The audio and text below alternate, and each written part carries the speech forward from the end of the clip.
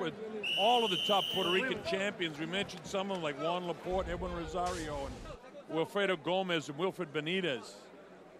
And there you see, look at the footwork. Look at the footwork. Stepping on each other, trying to come inside. There's the footwork. There it is. Stepping on it right there. That's one of the difficulties. And again, great job right there by camera people to show you that. How hard it is to fight between a southpaw and a right-handed fighter, and the constant battle between the feet to get outside of the other opponent's feet. Our producer tonight is Sammy Colazzo, and our coordinating producer is Nelson Swegler, and everybody in that truck doing a great job catching these things that Benny and I are talking about to show you folks watching at home just what's going on in this fight. Mayol finally lands a couple of shots, and he's happy about that. Gets his right hand through to the southpaw. But see how tough it is to land combinations at Calderon, because you extend yourself to land that one, and then he's not there anymore. You don't land combinations with this guy. But a question now here, though, Colonel. He's 34 years of age. When does all of a sudden the reflexes start slowing down? Well, you know, you measure the age of a prize fighter not so much chronologically as you do by how many difficult fights. And when you don't get hit, you don't age. Well, he was very defensive about his age. He said, I'm actually 24. That's what he said to us. So he considers himself at least 10 years younger. And you know something? While he's not 24, he's not a 34-year-old boxer either, because he just doesn't get hit that much. But then there's another thing called experience, and that's a great thing about him right now. He's there. He knows all about it, you know, that anticipation, and is able to go ahead and pick apart the things his opponent is doing and turn it to his favor. Calderon in the gold, Mayol in the white with the red and blue trim. Frustrated by the fact he can't catch up with Calderon. On very few occasions he comes in there. Calderon knows exactly how to defend himself. He bends at the waist, lets the right hand come up over his shoulder.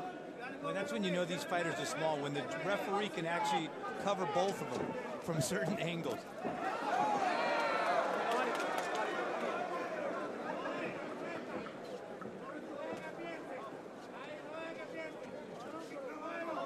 It's a very technical fight to this point. That's why you don't hear the crowd going bonkers here in Puerto Rico, because they're a knowledgeable crowd. And while, you know, ordinarily if you see a technical fight like this in other places, you might hear a little hissing and booing. But they know how technical Calderon is, and they're very entertained by it because they're educated boxing fans. Well, it's like watching a mongoose and a cobra. The mongoose being right there. Ivan Calderon, the cobra, waiting to strike Rodel Mayol. Jab. You know, I talked about the great defense of Calderon. Another guy is fighting in another couple of weeks, but actually next week, Floyd Mayweather. I mean, he's one of the great defensive fighters that I've ever seen, too. And you put Calderon on that same page as you talk about, you know, a terrific fighter here. And two guys also that never let themselves get out of shape. You know what? Mayol might have got this round. If there's any round that you would give him, what do you think? No. You're still. I'm going to give Mayol that round because I don't know if Calderon did enough. I didn't think he missed as much as he did in the previous round, but I just don't think he's doing anything. Look at Calderon. He's totally. And they're trying to get him to throw combinations. And again, you can't throw combinations on a guy you can't see. You gotta look right down here. Aim at his belt line and shit, okay? Aim right there because he's in a dip. I'll put a question mark by the fourth round. I'm just trying to look for something that he's done a little bit more than the other rounds that you could give him a round along the way here. Have to be quick on that one, okay? Well, Freddie Roach gets his fighters in great shape, so we know Mayol is in great shape for this fight. You can either here or fucking tremendous right back physical here, okay? condition. And you can step back a little bit and fucking catch that motherfucker right It's there, interesting right? on the part of the Mayol, though. He comes to the United States. He fights twice. He fights against Ulises Salinas, Adrian Hernandez. Some of the action right here. There's a good left hand, so maybe he should have gotten that round. Well, because it was, you know, it was one hard blow that landed it. I mean, if you're going to give Calderon the first round because he landed one blow, you got to reward Mayol, at least in my opinion. But, you know, that's what makes this fight very, very tough to judge. Calderon decked out in the gold trunks. Mayol from the Philippines in the white has come here into Calderon's backyard to try and lift this title.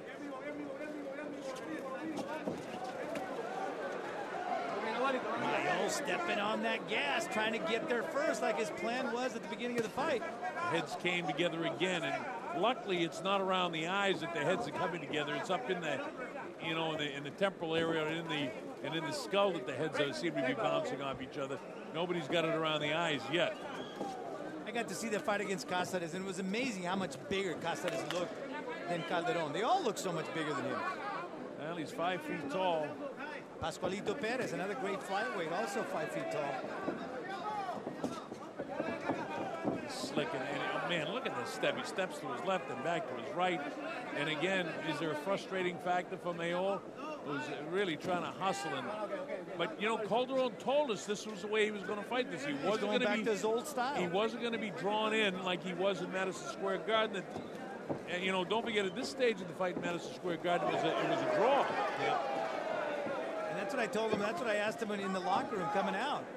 We're going to see that old Ivan Calderon from the standpoint of being that slick guy, that very elusive guy, the guy that just knows how to win and not take punishment. Now, that's the professionalism. He got the left hand through finally. But, you know, there's 2 minutes and 20 seconds gone before a serious punch was landed in that round with all the defensive tactics of Calderon. And you see Mayol tapping that foot before he comes in. He taps the left foot. He's just trying to be as aggressive as he could possibly be to do something with this guy, and it's just impossible. And again, the round is very close because there's only been like one punch that really landed. Look at the mouth of Mayol, too, how wide open it is now. He flails with the left hand, and that's frustration because he's a better boxer than that.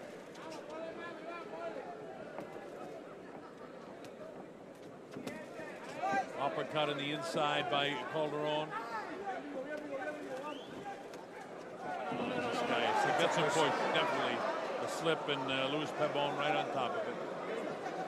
Pabon says to Mayol, don't push him off. But, you know, I don't mind that by Mayol. He's got to do something to try and get this guy off his fight plan. I mean, right now, he's been like absolutely like a professor right now, Ivan Calderon. Where they called Azuma Nelson the professor, and he wasn't any better technically than this guy. And he was a great champ. Bell ends. I don't know. I got to give it a Calderon because I didn't see Mayol land anything. Now you see Calderon though stepping on. I mean, Mayol stepping on that left foot, stomping on the. You can hear it on the boards of the ring here, and it's almost like Calderon is hearing that and then making his move. Yeah, because he can't see it like we can.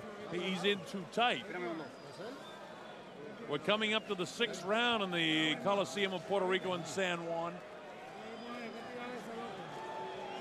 Well, you've had the opportunity to see 3 knockouts tonight. Now you're seeing a very technical fight.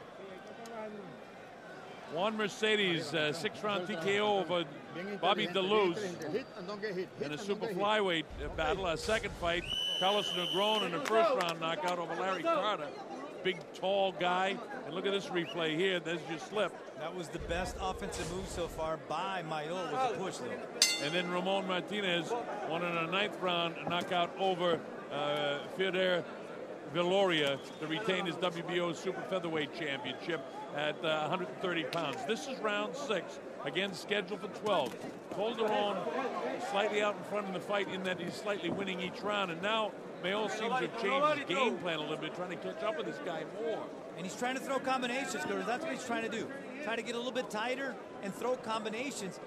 But you can see, look at it in his eyes. He wants to go in, but there's nothing there. But is it Mayol that's changed, or is it Calderon has decided to engage a little bit more? Maybe to show the judges, yeah, I am winning these rounds, to make it convincing. Because again, in a couple of rounds anyway, there's only 1 or 2 punches that separate these 2 guys.